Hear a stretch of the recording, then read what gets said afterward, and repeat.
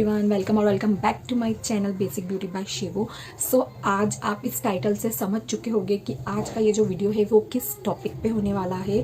So yes, आज मैं आपसे शेयर करूँगी मेरी प्रेगनेंसी जर्नी जो कि स्टिल अभी भी कंटिन्यू है। आपको शुरुआत से बताऊँगी अपनी जो पूरी जर्नी है जो अभी तक चल रही है, अभी तक की मेरी कितना क्या हुआ और कैसे हुआ, क्यों हुआ, कुछ टिप्स ट्रिक्स वगैरह भी आपसे शेयर करूँगी कि अगर ऐसा होता है तो आप क्या कर सकते हो। बिकॉज अभी जो भी मॉम टू बी होगी, अगर वो मेरी वीडियो देख रही होगी तो मे बी उनके लिए वो हेल्पफुल हो सकती है कि जो अगर मेरे पीछे के मंथ में होगी। बिकॉज अभी मेरा 8th मंथ चल रहा है और जो पीछे के 6, 7, 5th या 1st, 2nd, 3rd मंथ जिनका भी चल रहा होगा उनके लिए वीडियो बहुत ज़्यादा हेल्पफुल हो सकती है कि जो चीज़ मुझे धीरे धीरे पता चली तो उन्हें अभी से पता चल जाएगी। सो हम स्टार्ट करते हैं हमारे फर्स्ट सेमिस्टर और फर्स्ट मंथ को बताती हूँ कि जो मेरा फर्स्ट सेमिस्टर था और उसमें जो फर्स्ट मंथ था, फर्स्ट मंथ में तो ज़्यादा कुछ नहीं होता है, नॉर्मल सा बेबी बम भी नहीं आता है और आपको इतने सिम्टम्स भी नहीं पता चलते। थोड़ी बहुत वीकनेस वगैरह होती है जो कि एकदम लाइट वीकनेस बोल सकते हैं। बट मतलब मेरे साथ ऐसा हुआ था कि फर्स्ट और सेकंड मंथ जो मेरा था वो तो मुझे बिल्कुल पता नहीं चला और बहुत इजीली ही मतलब वो टाइम मेरा निकल गया था, टाइम पीरियड। और मुझे ऐसा लग रहा था कि शायद मेरा फर्स्ट और सेकंड मंथ इतने अच्छे से निकला है तो सारे ही मंथ इतने स्मूथली निकल जाएगी। और मे भी बहुत सारों की जो प्रेगनेंसी रहती है वो ऐसी रहती भी है कि अच्छे से सब निकल जाता है। बट फर्स्ट सेकंड मंथ तो मेरे बहुत अच्छे निकले। अब आती है बारी थर्ड मंथ की। जो मेरा थर्ड मंथ था वो थोड़ा डेंजर निकला था बिकॉज मुझे उसमें होती थी वॉमिटिंग, जो कि नॉर्मल है। बट वॉमिटिंग से ना आपको बहुत ज़्यादा ही पेन होता है स्टमक में भी, और आपको जो मतलब आपका पूरा जो अंदर का एरिया रहता है ना, बोल सकते हो वो पूरा हिल जाता है, जैसे मैं हिल गई थी मेरे थर्ड मंथ में। और वॉमिटिंग होती थी, मुझे कॉन्स्टिपेशन की प्रॉब्लम हो गई थी। बहुत सारे लोगों को कॉन्स्टिपेशन की प्रॉब्लम होती है प्रेगनेंसी में, जो कि कॉमन है। और इसके लिए आपको डरने की कोई ज़रूरत नहीं, ना तो कॉन्स्टिपेशन के लिए ना तो वॉमिटिंग के लिए। और मेनली किसी किसी को आई थिंक सो, मेरा जहाँ तक एक्सपीरियंस रहा है, किसी किसी को लिटिल बिट थोड़ा बहुत वाइट डिस्चार्ज भी आता है, जो कि एज अ प्रेगनेंसी वुमेन के लिए थोड़ा कॉमन है। वो इतनी कोई बड़ी बात नहीं है कि बहुत सारे जो लेडीज़ है वो घबरा जाती है, क्योंकि किसी किसी को ऐसा रहता है कि ना ज़्यादा मात्रा में वाइट डिस्चार्ज आता है प्रेगनेंसी के दौरान।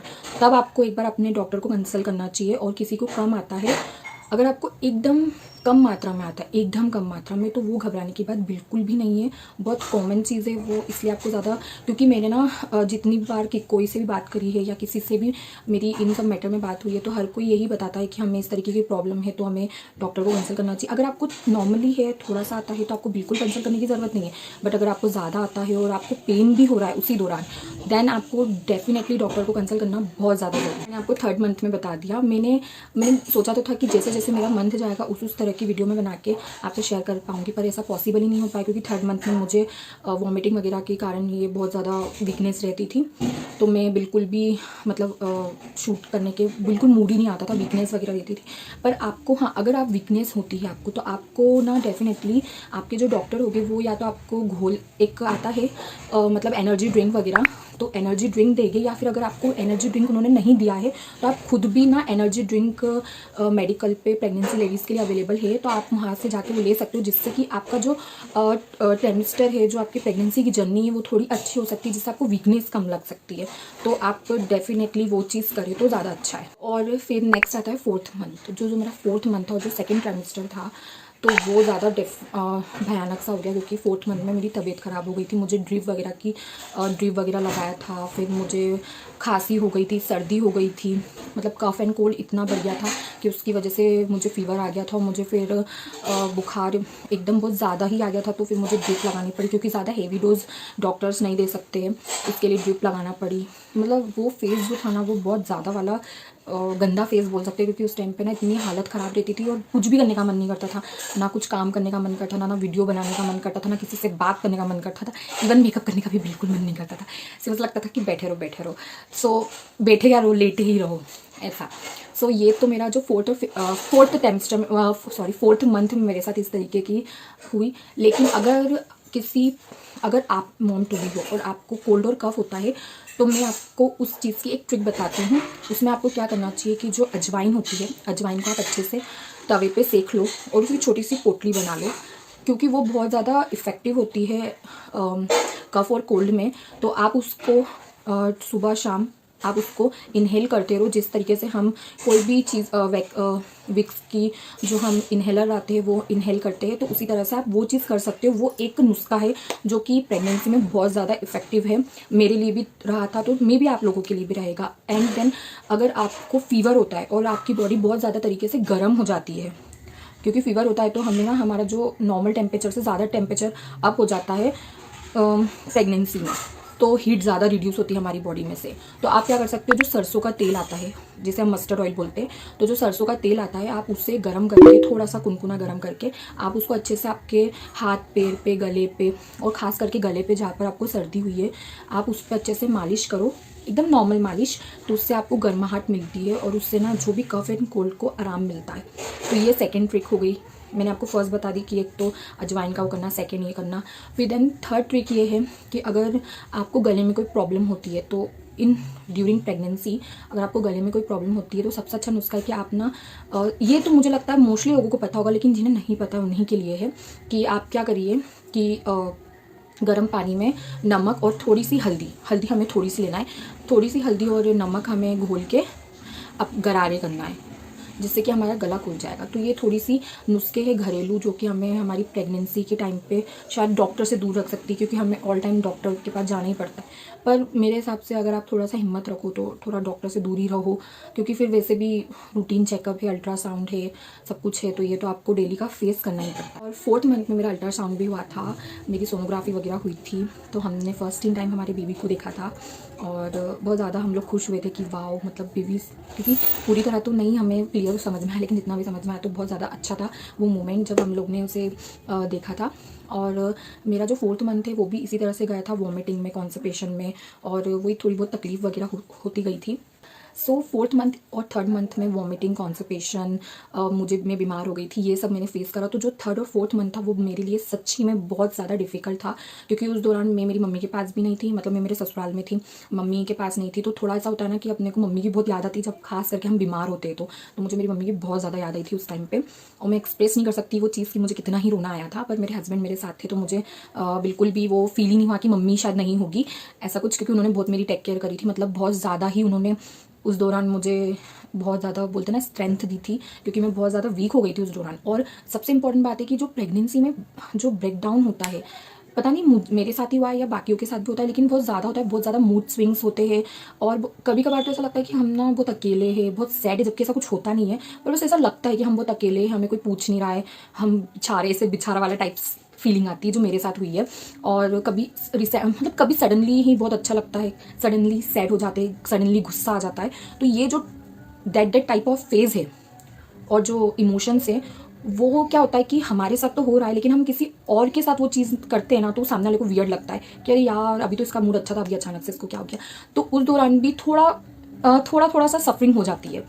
सो बाकी अगर हम बात करें मेरे 5th मंथ की, तो मेरा जो 5th मंथ था वो मुझे जितना याद है उतने हिसाब से 5th मंथ मेरा ठीक ठाक था, नॉर्मली स्मूथली निकल गया, इतना ज़्यादा मुझे प्रेशराइज नहीं हुआ 5th मंथ में। और उस 5th मंथ में मैंने करवा चौथ का फास्ट भी रखा था, जिसकी वीडियो आपने डेफिनेटली देखी होगी, मेरा व्लॉग देखा होगा, तो उस दौरान मैंने फास्ट भी रखा था।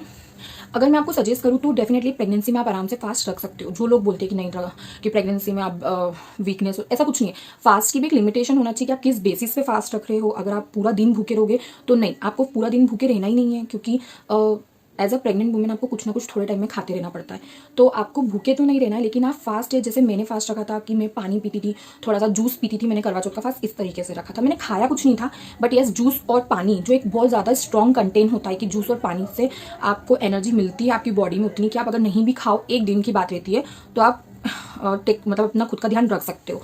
और फिर शाम में तो चांद देखने के बाद खाना होता ही है उसमें, तो वो तो मेरा फेस बहुत अच्छा था।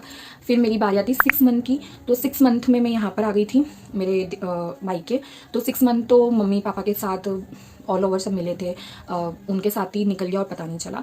और 6 मंथ में छोटी छोटी चीज़ें, मतलब पहले जो होती थी वो नहीं होती थी, वॉमिटिंग बंद हो गई, कॉन्स्टिपेशन बंद हो गया, लेकिन मुझे आ गए स्टेच मार्क। सबसे इंपॉर्टेंट बात कि मेरे स्टमी पे अभी भी इतने सारे स्टेच मार्क है, लेकिन उसका सबसे अच्छा रीज़न, मतलब उसका सबसे अच्छा उपाय है कि आप ना कुछ भी बायो ऑयल या ये सब मत यूज़ करो, आप यूज़ करो सिर्फ कोकोनट ऑयल।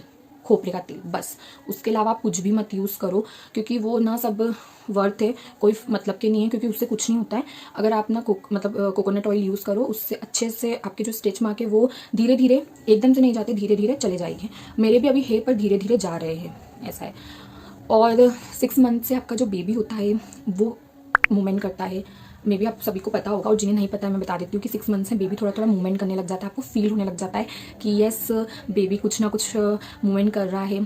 तो वो जो मूवमेंट की फीलिंग होती है वो भी बहुत ज़्यादा अच्छी होती है। थोड़ी सी पेनफुल ज़रूर होती है, किसी किसी को पेन होता है। तो मुझे क्या है पर्सनली कि मेरा जो टमी है और जो मेरा तो वो कैरिंग लो है, थोड़ा नीचे है, तो इस वजह से मुझे पेन होता था जब बेबी मूवमेंट करता था। तो थोड़ा थोड़ा हर किसी को रहता है, जिन्हें ऊपर रहता है उन्हें भी थोड़ा सा पेन होता है, बट या। फिर आता है हमारा 7th मंथ। 7th मंथ मेरे दिल के बहुत ज़्यादा करीब है, बिकॉज 7th मंथ में हमने हमारी बेबी के लिए बेबी शावर रखा था, जो कि मेरे इसी घर में हुआ था। और मेरे हस्बैंड मुझसे मिलने आए थे, और मतलब जो मेरा बेबी की जो सेकंड सोनोग्राफी मेरे बेबी की हो चुकी थी उस टाइम तक, हम लोग ने जल्दी से करवा ली थी सेकंड, क्योंकि डॉक्टर ने प्रेफर करा था कि आप सेकंड करवा लो, क्योंकि 4th मंथ में मैंने फर्स्ट करवाई थी, और सेकंड मंथ में ये जो 3rd मंथ लगा, उन्होंने बोला कि आप 7th मंथ में करवा लो, इस तरीके से। तो बड़ा ही अच्छा था वो, और वो सब भी हो गया, और बेबी भी बिल्कुल ठीक था। और 7 मंथ तो मेरा इतना स्मूथली निकल गया कि मुझे खुद ही नहीं पता चला कि कब जनवरी मेरा निकल गया और कब मुझे 8th मंथ लग गया, सीरियसली बोलूँ तो। और जो हमने बेबी का जो बेबी शावर करा था, छोटा सा पार्टी करी थी, तो एक बोल सकते, तो वो भी बहुत मज़ेदार थी। बहुत ज़्यादा अच्छा लगा कि सब लोगों ने बहुत सारी विशेष दी बेबी को। और अभी मेरा चल रहा है 8th month and 32 weeks, yes, मतलब 32 वीक्स मुझे चल रहे हैं, यानी 8th मंथ। तो अभी का जो फेज़ है वो थोड़ा सा डिफ़िकल्ट है, क्योंकि अभी ऐसा होता है मुझे कि मुझे सांस लेने को भी नहीं होता है। अभी तो मैं आपके सामने वीडियो बना रही हूँ क्योंकि मुझे आज एनर्जी अच्छी लग रही थी इसलिए, बट अदरवाइज सांस लेने को भी नहीं हो पाता है, कि इतनी प्रॉब्लम बढ़ जाती है ना कि ऐसा लगता है कि अब मैं सांस ही नहीं ले पाऊंगी। और टमी में इतना पेन रहता है कि ऐसा लगता है कि जैसे बेबी अभी आ जाएगा, मतलब इतनी सारी प्रॉब्लम्स लगती है। और क्या ही बताऊँ कि कमर में जो मेरा बैकवर्ड पोर्शन है वो पूरा बहुत ज़्यादा तरीके से पेन करता है, जो यहाँ का पोर्शन है वो भी पूरी तरह से पेन करता है। मतलब सिर्फ अभी के टाइम में सिर्फ दर्द ही हो रहा है और उसके अलावा कुछ नहीं हो रहा है। और वीकनेस भी बहुत ज़्यादा लगती है बॉडी में, जबकि इतनी वीकनेस मुझे नहीं है। मतलब मैं कुछ करना चाहती हूँ पर कुछ कर नहीं पाती हूँ, ऐसा लगता है कि वो गॉड नहीं, अब नहीं, मुझसे नहीं होगा, मुझे बैठना है, मुझे लेटना है, बस। तो ये जो मेरा फेज़ है ये अभी भी कंटिन्यू है, और 24 के बाद मुझे लगेगा 9th मंथ। तो अभी स्टिल मेरी जर्नी बाकी है, अभी मेरा सब कुछ चल ही रहा है। और जितनी भी जर्नी मैंने आपको सुनाई है, ये सब चीज़, ये जो भी ट्रिक्स बताए हैं वो मे भी आप लोगों के लिए हेल्पफुल रहे। और मेरे साथ भी बहुत कुछ आए, ऐसी कुछ कुछ चीज़ें भी हुई होगी, शायद मैं भूल भी गई होंगी, क्योंकि मैं अभी बता रही हूँ, और उस टाइम का जो फेस था वो फेस बहुत अलग था। और मतलब एक प्रेगनेंसी रियलिटी बोलूँ तो बहुत ज़्यादा डिफ़िकल्ट भी होती है और बहुत ज़्यादा अच्छी भी होती है, क्योंकि ना ये दोनों ही चीज़ हमें एक बैलेंसिंग करके चलनी पड़ती है, हमारी खुशियों को भी और हमारा जो पेन होता है उसको भी। तो ये दोनों ही चीज़ ना बहुत ज़्यादा ही दिल के करीब होती है, क्योंकि जो पेन होता है ना, वो जर्नी में आपके साथ कौन है कौन नहीं है और आप किस तरीके का जो फेस चल रहा है वो आपको सबसे ज़्यादा याद रहता है। ऑल टाइम आप इसे याद रख सकते हो, आपकी लाइफ के एंड मोमेंट तक भी, और जो हैप्पीनेस रहती है वो भी। तो मैं जितनी भी जो प्रेग्नेंट्स अभी जो मेरे साथ प्रेग्नेंट है और जो मम्मी बन चुकी है, उन लोगों के लिए मतलब एक सल्यूट है, क्योंकि उन लोगों ने बहुत ज़्यादा तकलीफ फेस करी होगी उनकी अपनी लाइफ में। इवन मेरी मम्मी के लिए भी मैं तो सोचती हूँ कि उन्होंने कितना पेन सा होगा मुझे करने के लिए। तो बहुत ज़्यादा मतलब अब जब मैं मम्मा बनी हूँ तो मुझे ऐसा लग रहा है कि नहीं यार, मतलब जो मम्मी होती है वो बहुत ज़्यादा स्पेशल होती है। सो आज की मेरी ये जो वीडियो है ये मैं यहीं पर एंड करती हूँ, क्योंकि मेरी जर्नी तो अभी चली रही है। जर्नी कब खत्म होती है, हमारा बेबी कब आता है, तो वो मैं आपसे ज़रूर शेयर करूँगी। तो अगर आपको मेरी वीडियो पसंद आए तो प्लीज़ इसे लाइक करना, शेयर करना और कमेंट करके ज़रूर बताना कि जो मॉम टू बी है, जो अभी मेरे साथ प्रेग्नेंट है, तो वो मुझे डेफिनेटली बताना कि आपके साथ क्या क्या हो रहा है। और जो मम्मी बन चुकी है वो तो प्लीज़ बताना, अपने एक्सपीरियंस शेयर करना, कि ताकि हमें भी थोड़ी सी टिप्स मिल सके। सो लाइक करना, शेयर करना, सब्सक्राइब जरूर करना।